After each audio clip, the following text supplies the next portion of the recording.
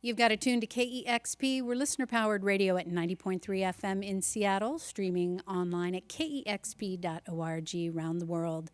I'm Cheryl Waters. I think it's an understatement to say how excited I am to have this band joining us live in studio today. The beloved band Fleet Foxes is here. Welcome. Thank you. It is so great to have you all here, and a wonderful new album called Crack Up. So excited to hear you play songs from that today. It's Fleet Foxes live on KEXP.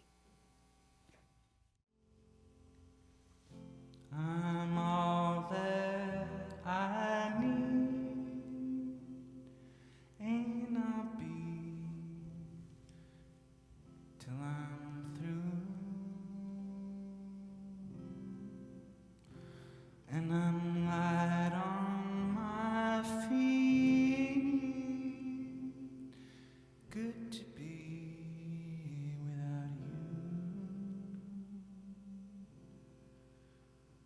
Distant light, distant dancer,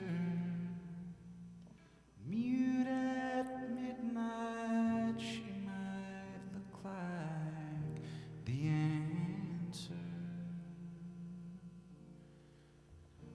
But I'm all that I need.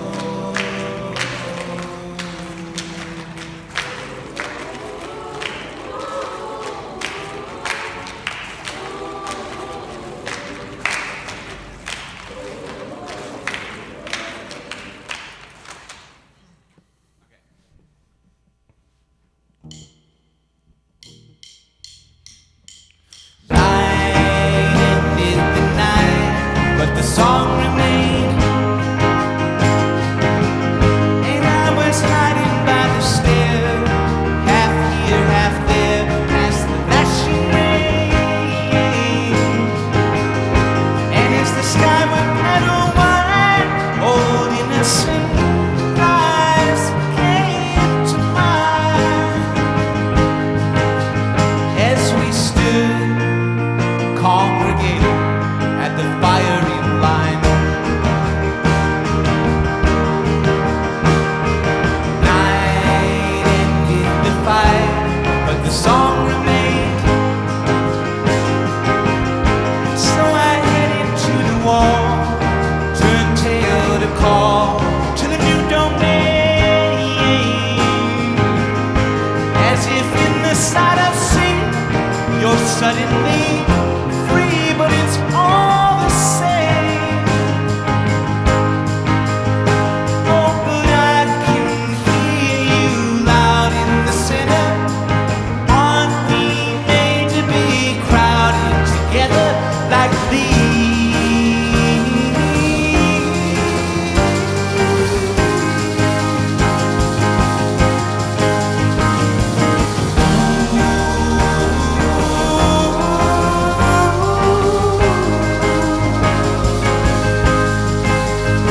Was I too slow?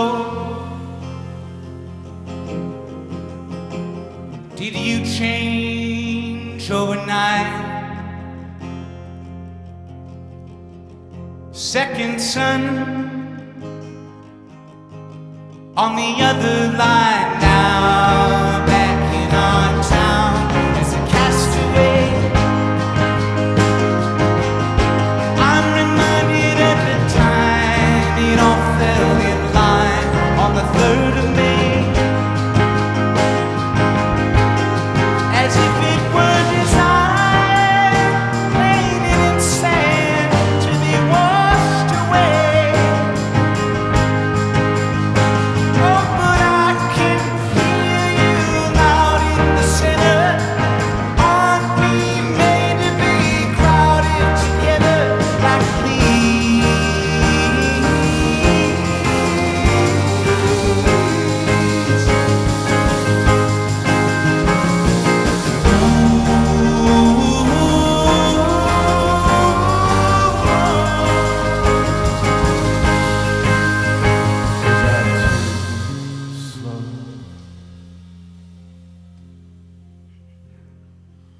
Did I change overnight?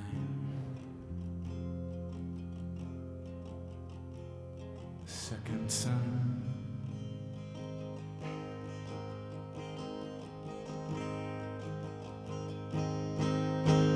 For the second time.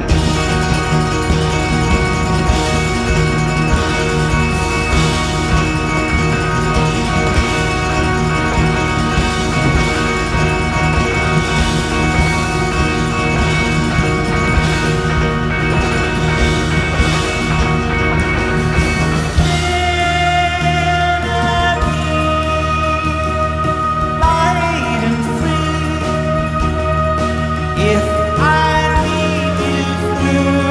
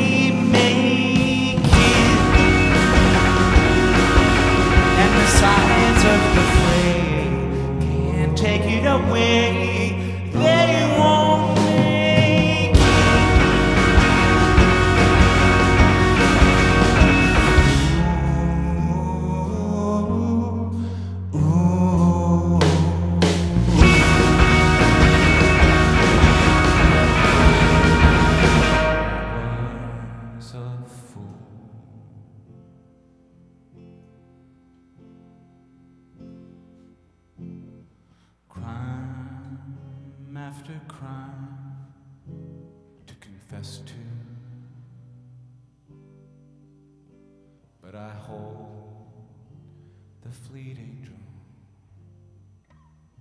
She'll bless you. Hold fast to the wind. Hold fast to the wind.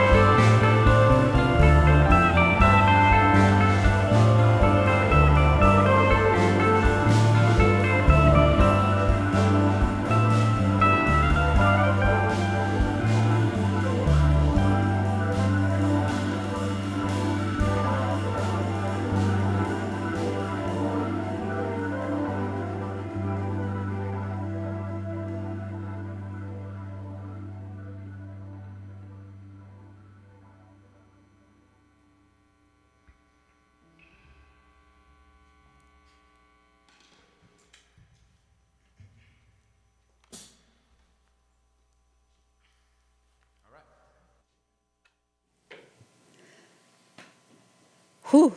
That is Fleet Foxes live here in the KEXP studios, the phenomenally gorgeous new album, Crack Up. Congratulations. Man, what a job well done. Thank you. Thank you. It is such an honor and a pleasure to have you here performing songs from the new record in studio today. And you started with the song Arroyo, Seco, and that is part of a bigger piece that starts the album. And man, you just come right out of the gates with this. Tell me what your thought was thinking that people would be hearing this first piece, the first music they've heard from a while from you. Yeah, I mean, that one was definitely written to be the album opener and thinking about what an interesting way to open the album would be. And it seemed like to kind of set up some of the rules for the record with that song, you know, like in terms of how things are shifting or what the contrast between like quiet and loud or different environments or different sounds. And so the first song kind of introduces what maybe the rest of the record will explore further. And it was just kind of fun to be integrating like loops and found sounds and recordings of the environment and, you know, different things. Robin, you started writing songs when you were a very young teenager, and unless you were a young genius, which you might have been, I'm assuming that you started sort of with the verse, chorus, verse, bridge sort of songwriting structure. And you've moved into this very beautiful and complex structure that has become the Fleet Foxes sound. And it's probably hard to pinpoint, why you started writing like that or made that change. But is this the first project that you have sort of used that kind of structure for? And do you know when you kind of started working this kind of a structure into your songwriting? I don't think it's necessarily a better way to work than just doing it, like you said, like verse, chorus, bridge. But I think, having written a lot of songs, maybe you are looking for new novel ways to combine the pieces of music that they come up with, and letting a piece of music function as a bridge that doesn't necessarily sound like a typical bridge or what have you. So I don't know. I mean, I think on the past records we structured stuff like this a lot, where we'd have little, even a song like White Winter Hymnal, that was two different songs at first, and then we just kind of took what we felt like were the catchiest parts of both of those songs, and then put them together to make one song. And so it's always been part of the process. And then on this record, it was maybe a little bit more thinking about the least intuitive ways to combine things, and not just the ones that made the most sense. It's so great to see all of you here together playing music again. Can you introduce the band and these marvelous players? I would love to. This is Morgan Henderson, multi-instrumentalist on the euphonium, pedal board, sampler, flute, bass clarinet. Today, this is what he's brought, but there's untold instruments further. We'd be here all day if on you the bus, yeah. are going to name everything he can play. My name's Robin Pecknold. This is Skylar Shellset, guitar and all of this stuff, vocals. Christian Wargo, bass guitar, vocals. Casey Westcott, keyboard world, tons of things, vocals. And then we have Matt Barrick on the drums. A friend to KEXP Airwaves. We know him from the Walkman, Jonathan Yes, Fire-Eater. Gets definitely. applause all around. The first song that you released for your fans to hear was the 3rd of May, and such a beautiful, epic song. And I understand that was sort of an ode to your long and complex and rich relationship with Sky. Yeah. Some of the lyrics, 3rd of May is Sky's birthday, and that's the day Helplessness Blues came out, our last record. So it's just a date that kind of has some meaning to me. And then, so some of the lyrics are about that. It was fun to because he was a guy recording me in the booth, trying to sing those lyrics, which was kind of a special moment to be singing a song about somebody that is telling you it's not good enough. What did that over feel and like, over again. Sky? There was moments where it was like trying to decipher exactly what he was trying to say about me while we were recording, and see if it was like should I walk out of this room now or should I stick through it? But it was interesting. I think it's a nice thing for us to have, just because that date and like the power of 3 or whatever is kind of important, especially coming back. So, Right. What does the sort of adjunct title mean? Daigahara? Is that a Japanese? It's a mountain. It's a mountain in Japan. Sky, you spent some time in Japan. Is that the connection there, or just this beautiful imagery, or Sky reminds you of a mountain? Sky doesn't. a mountain of a man. I actually had to ask Robin about that the other day, and he gave me a nice explanation that I would prefer he explain, but... Well, so I think on a commentary track for like The Godfather or something that... Didn't see that coming. I think there was something like Francis Ford Coppola was saying that every one of those movies has a recipe in it, or a scene where there's a recipe. So I thought, I guess we should have... So far, every Fleet Foxes record has some kind of mountain name, so I guess we got to keep this going in some kind of like Godfather-ish way, where there's like something continuous throughout every record. And then, because that song is sort of about the band, and our last shows were in Japan back in 2012, so it just made sense. And then the Daigahara there was a photo of that place in the landscape book that we found the album cover in. Yeah, tell me about that. That is a photo. I thought it was a painting at first, but very interesting. It can kind of just dive into it in different layers. Yeah, definitely. I like you said, I liked that it was couldn't tell if it was a painting or if it was real or fake at first. I feel like the album some of the lyrics are about that kind of differences in perception. So I know a lot of people ask you this, but being so passionately in love with the Pacific Northwest, I feel like I have to ask it as well. But there's so much natural imagery in really sort of everything about the Fleet Foxes, from your name, the songs, the lyrics, the music feels it, your album covers. Do you think that I feel like this is going to be a stupid question. It feels like it's going to answer itself. But do you just feel like the fact that you grew up in this gorgeous place is kind of what inspires that natural beauty in your songs? No. yeah, I mean, definitely, for sure. Yeah, definitely. I mean, because I think a lot of people that listen to your music, and you've got worldwide fans, are moved by that. And, a lot of people know that the Pacific Northwest is beautiful, but if you haven't really been here and experienced it, you really can't lock into that. That's true. Definitely. Not that a lot of other places in the world aren't beautiful as well.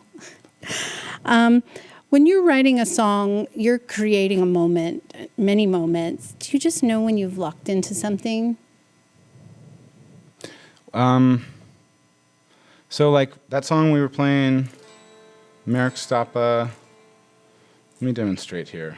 So I was like, doo-doo, and I'm sitting in my apartment, writing this song, and playing this chord, and then I was like trying to find the next chord that it would be. I didn't know, and then when and then so when the first time that I ever did that, I felt very like there was like a blooming sensation. I felt very excited, and so just whatever occurs in between whatever chords occurs in that chord change was very exciting, and like I could feel like a physical reaction to it. So that's when you were asking about that. That's what I think of as far as like locking into something, is actually in the very earliest phase where the chord progression or some aspect of it is saying like, yes, this is a thing that should exist, And does that usually mean let's stop here and not mess with it, or I'm on to something, let's see where I can work with this? Well, I guess that's just in the basic phase of coming up with a progression and a melody. And then obviously you need to elaborate and arrange it and produce it from there. You all took a bit of a break, which hopefully was great for everyone. I know that you all kept super busy. When you came back together and started playing, did things just gel?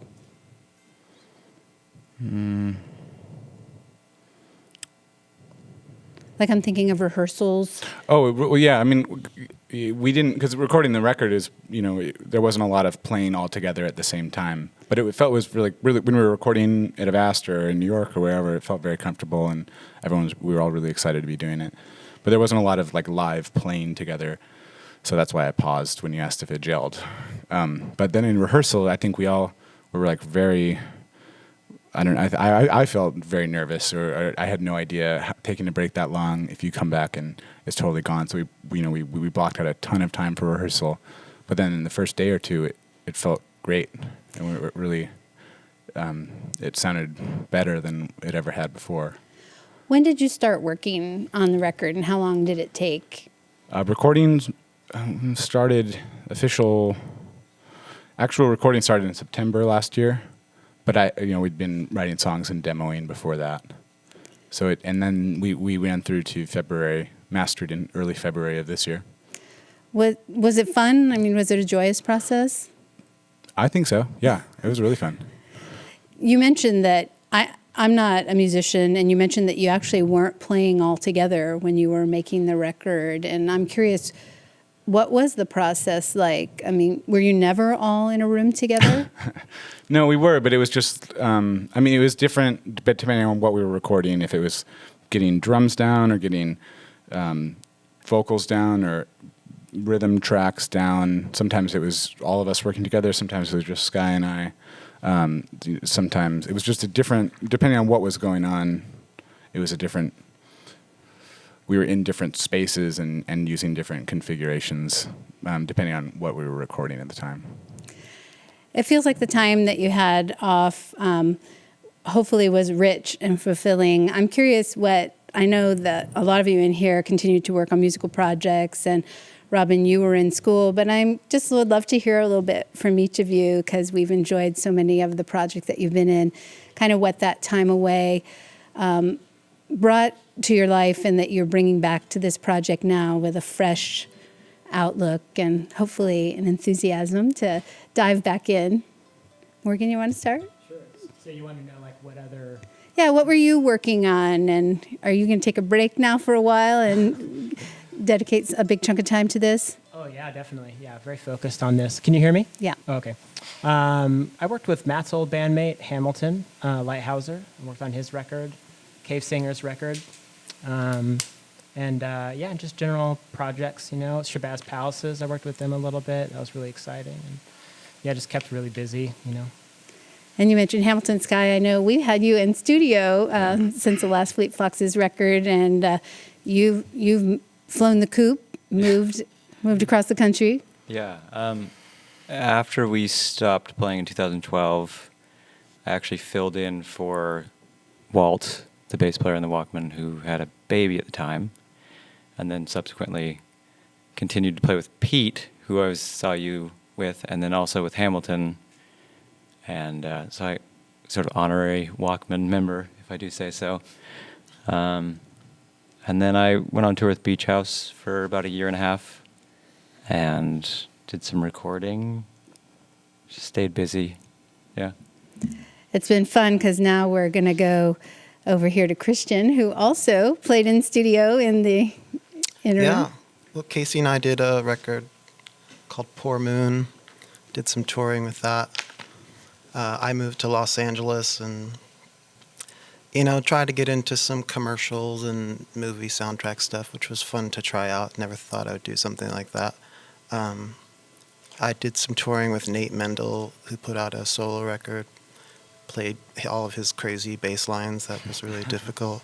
And then I started building some furniture a couple years ago. And yeah, it's something I went to school for, so it was kind of a long time coming, but I really like working with my hands and wood. And got a Renaissance man in your midst. Renaissance man alert, yes. These guys are all withholding. Seems like you can tell all a lot Morgan could say. You can tell all their secrets when they're done with their round robin here. Casey? Yeah, I helped Christian out with Poor Moon and have been helping other buddies. Recorded a couple records with Sky and like Pete from Cave Singers, and doing some film stuff as well. And I went back to school as well. So, yeah. Oh, that's great. And Matt, it's great to have you in here as well. As I mentioned, also a part of the KEXP and studio family, and you now have this history in studio with Sky. And Robin, of course, we know that you went back to school, and it's really neat to hear that, in the midst of a super successful career, you stepped back and decided to take time for yourself. And I'm wondering if that was, what you hoped it would be, or maybe more. Oh yeah, no, most definitely. Yeah, it was very.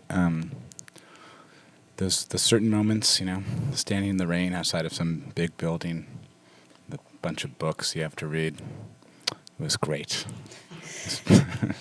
Were you? But I hadn't really, we were just playing music right out of high school, and I hadn't really thought about college, and it seemed like a good way forward, both creatively and personally, for a little while. And it was a cool context because now making the record, I think, felt very freeing, but coming from a context where there's a lot expected of you day to day, so it felt very luxurious to be like, what song am I gonna write today? What's my, it seems very, very silly compared to school. Did you sort of throw yourself headlong into the academic student life? Just go for the full experience? In terms of like a full course load and going to classes, taking. Oh yeah. I was, but I didn't join like a fraternity, or I didn't pledge, and I didn't go to Tolo or Bacchanal. Did you have a trapper keeper, or? I didn't have a trapper keeper. I didn't. I want to get serious. I know. There was a lot I missed. Yeah. But were you playing music that whole time, or were you taking a break from it, or? Yeah, kind of taking a break, but here and there on breaks and stuff, on school breaks. And I heard that the title, at least of this record, and maybe some of the themes came from an F. Scott Fitzgerald series of essays, and I'm curious if that's something that you stumbled across while you were in school, or something you'd previously. No, that was before I went back to school that I read that. I tried to keep all the school stuff off the album, honestly, just so it wasn't so like, here are some vague, deep, arcane academic references, or I didn't really want that to be the situation. But yeah, so I read the Crack Up before going back to school. Yeah. And what from that sort of came into this record for you? I mean, what in terms of inspiration? Well, the title made me curious. It seemed like a title with a lot of energy. It made me curious what an album called Crack Up would sound like, or how it would be structured, and some of the transitions or the stylistic shifts on the record are very inspired by the title. It's something that kind of feels like it could be. It's not. Some moments of it are structured in this almost arbitrary, or feel kind of like it was put back together incorrectly. So that's one inspiration, and then the other ones are pretty boring. Okay, we'll just leave those to our imagination. Okay.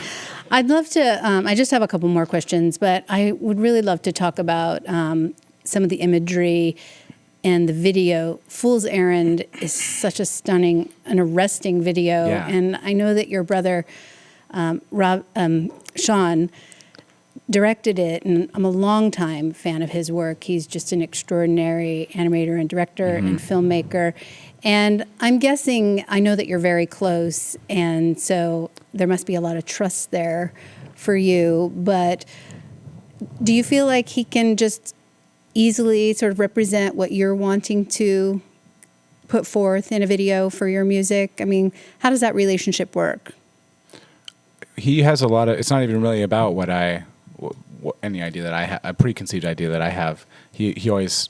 It's more about giving him budgets and space to explore the things that he's interested in. And I'm almost, inevitably, because we're brothers, there's a resonance, or I don't think there's anything he could do that I would be like unhappy with. So he has a lot of free reign, and he'll present 3 different ideas, and for this video I think he presented like 3 or 4 different ideas, and my only involvement was just picking the one that to go with, you know.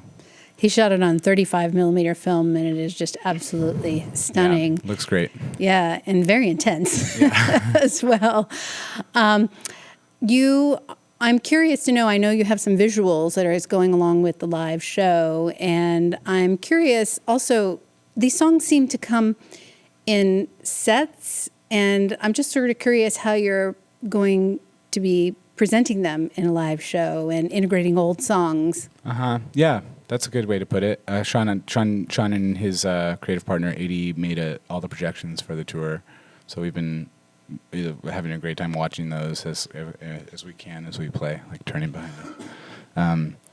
And then, some of the songs we play straight through and then integrate. We found ways to integrate the new songs with the old songs, like on the Discord, we'll go into that, and isn't that fascinating? And then so we wanted it to be pretty much nonstop music during the set, so we've structured it that way, and it's been cool. That feels a little bit different than concerts that you've played in the past. Yeah, it's much more. It's like more of a ride, maybe.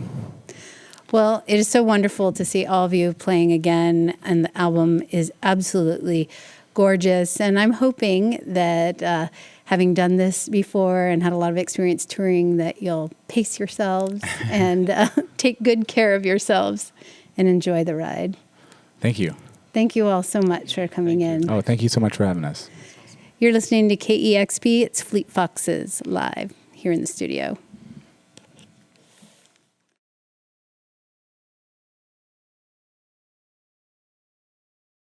Discover new music at listener-powered KEXP.org.